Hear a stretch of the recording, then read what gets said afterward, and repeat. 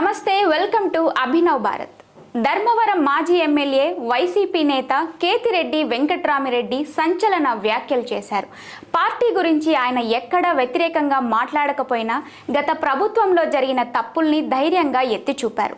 Cinema టికెట్ల రేట్ల తగ్గింపు దగ్గర నుంచి నా ఎస్సీ, నా ఎస్టీ, నా బీసీ అని స్లోగన్ వరకు అన్నిటిపై కుండ బద్దలు కొట్టారు.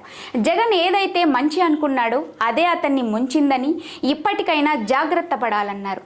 వైసీపీ ఓటమి తర్వాత పార్టీ విషయంలో మొదటగా కేతిరెడ్డి మాత్రమే ఘాటు వ్యాఖ్యలు చేశారు. ఆ తర్వాత పులివెందల వెళ్లి నేరుగా జగన్ని కలిసి వచ్చారు. ఇప్పటికీ ఆయన తన అసంతృప్తిని సోషల్ మీడియాలో వినిపిస్తూనే ఉన్నారు. సినిమా టికెట్ల రేట్లు తగ్గించాలని జనం ఎవరూ జగన్ని అడగలేదని, కానీ తనకు తానే తగ్గించి సినిమా వాళ్ళకి దూరం అయ్యారని, అనవసరంగా వారి దృష్టిలో చెడ్డ పేరు తెచ్చుకున్నారని కేతిరెడ్డి అన్నారు. ఇక జగన్ ముఖ్యమంత్రి హోదాలో ఉండి నా ఎస్సీ, నా ఎస్టీ, నా బీసీ, నా మైనారిటీలు అని పదే పదే అనడంతో మిగతా వర్గాలు ఆయనకు వ్యతిరేకంగా మారాయని అన్నారు. పోనీ జగన్ బాగా నమ్మిన ఆయా వర్గాలైనా అండగా ఉన్నాయా అంటే అది కూడా జరగలేదన్నారు. ఇలాంటి నినాదం తీసుకోవడం వల్ల జగన్కు రెండు వైపులా నష్టమే జరిగిందని, రాజకీయాల్లో ఇదొక గుణపాఠంగా తీసుకోవాలని సూచించారు. మరోపక్క కూటమి ప్రభుత్వాన్ని విమర్శించే వైసీపీ నేతలకు కూడా కేతిరెడ్డి కొన్ని సూచనలు చేశారు.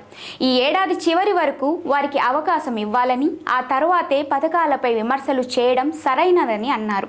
తాము అధికారంలోకి వస్తే సంపద సృష్టించి పథకాలు అమలు చేస్తామని చంద్రబాబు ఎన్నికల ముందే చెప్పారని, కూటమి ప్రభుత్వానికి సంపద సృష్టించే అవకాశం ఇద్దామని మాజీ ఎమ్మెల్యే కేతిరెడ్డి అన్నారు.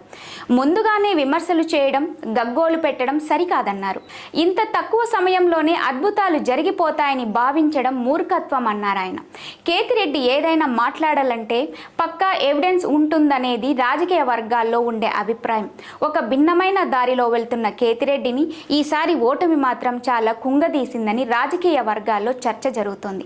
గతంలో ఓడిపోయినప్పుడు కేతిరెడ్డి పెద్దగా బాధపడలేదు. 2019లో గెలిచిన తరువాత ప్రతి క్షణం ప్రజల్లో ఉంటూ వారి సమస్యలు అడిగి మరీ పరిష్కరిస్తూ రాష్ట్ర వ్యాప్తంగా గొప్ప ఫాలోయింగ్ తెచ్చుకున్నారు. కానీ రిజల్ట్స్ ఆయన నమ్మలేని విధంగా వచ్చింది. నాయకులారా, మీ పనితనం మీ అధినాయకులకు తెలియజేయాలనుకుంటున్నారు. ప్రజలారా, మీ సమస్యలను మీ నాయకులకు తెలియజేయాలనుకుంటున్నారు. ప్రజా సమస్యల పరిష్కార వేదిక మీ అభినవ్ భారత్.